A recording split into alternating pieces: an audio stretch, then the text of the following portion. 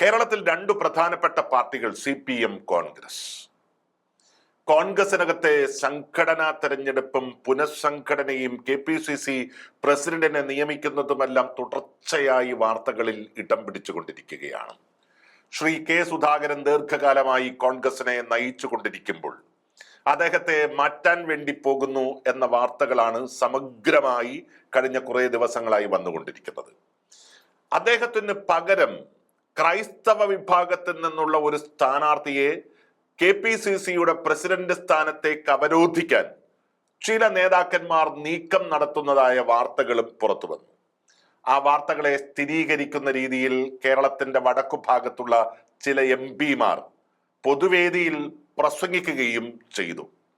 പക്ഷെ കഴിഞ്ഞ ദിവസം ശ്രീ രാഹുൽ ഗാന്ധി നേരിട്ട് കേരളത്തിലെ നിരവധിയായ നേതാക്കന്മാരുമായി ബന്ധപ്പെടുകയും കേരള പ്രദേശ് കോൺഗ്രസ് കമ്മിറ്റിയുടെ അധ്യക്ഷ സ്ഥാനത്തേക്ക് ആര് വരണം, അതല്ല K. സുധാകരൻ തുടരണമോ എന്ന ചോദ്യം കൃത്യതയോടെ ഉന്നയിച്ചു എന്ന വാർത്തകളാണ് അല്ലെങ്കിൽ വിവരങ്ങളാണ് ഇപ്പോൾ പുറത്തു വരുന്നത്.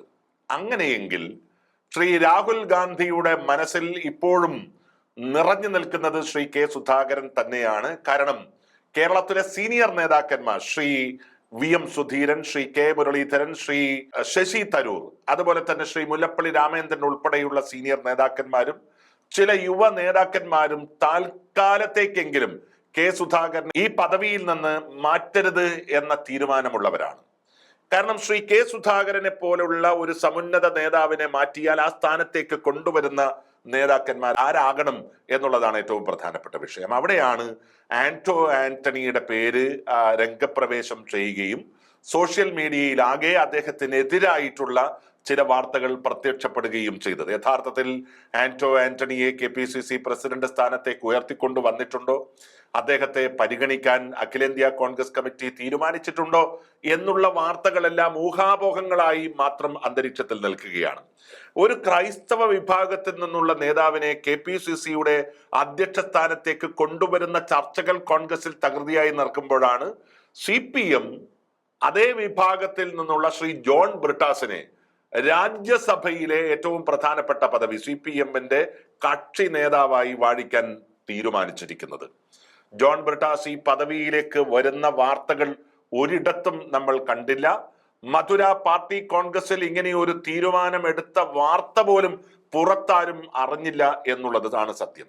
സത്യത്തിൽ കോൺഗ്രസിന്റെ നേതാക്കന്മാർ തുടർച്ചയായി നടത്തിക്കൊണ്ടിരിക്കുന്ന ഒരു വിലാപമുണ്ട് മാധ്യമ പ്രവർത്തകരോട്. എവിടെ നിന്ന് കിട്ടി ഈ വാർത്തകൾ എന്നുള്ളതാണ്. സത്യത്തിൽ ഈ വാർത്തകളെല്ലാം പുറപ്പെടുന്നത് കോൺഗ്രസ് നേതൃത്വത്തിൽ നിന്ന് തന്നെയാണ്.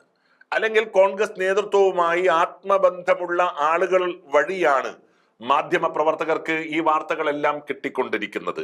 പൊതുവെ ദുർബലമായി നിൽക്കുന്ന കേരളത്തിലെ കോൺഗ്രസിനെ അതിശക്തമായ രീതിയിലുള്ള തകർച്ചയിലേക്ക് കൊണ്ടുപോകാൻ വേണ്ടി മാത്രമേ ഇപ്പോഴത്തെ ഈ പുനഃസംഘടനാ ചർച്ചകളും KPCC പ്രസിഡന്റിനെ മാറ്റുന്നതുമായി ബന്ധപ്പെട്ട ചർച്ചകളും വഴിവെക്കുകയുള്ളൂ. ശ്രീ രാഹുൽ മാങ്കൂട്ടം കഴിഞ്ഞ ദിവസം സൂചിപ്പിച്ചതുപോലെ കേരളത്തിലെ സാധാരണ കോൺഗ്രസ് പ്രവർത്തകന്മാരെ സംബന്ധിച്ച് അവരുടെ കൊച്ചു കൊച്ചു അധികാര കേന്ദ്രങ്ങളിലേക്ക് നടന്നു വരുവാനുള്ള നിർണായകമായ തെരഞ്ഞെടുപ്പാണ് ത്രിതല പഞ്ചായത്ത് തെരഞ്ഞെടുപ്പ്.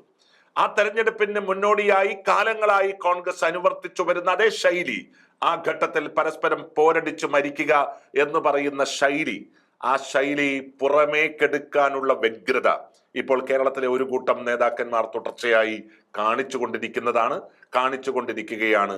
അപകടകരമാണ് ഈ പ്രവണത എന്നല്ലാതെ പറയാൻ നിർവാഹമില്ല. ഇതിനെ അടക്കി വയ്ക്കാനുള്ള സത്വരമായ നടപടികൾ ഹൈക്കമാൻഡിന്റെ ഭാഗത്ത് നിന്ന് ഇല്ലാതെ പോയാൽ മറ്റൊരു ദുരന്ത നാടകമായി കേരളത്തിലെ ഭാവി കോൺഗ്രസ് മാറുക തന്നെ ചെയ്യും.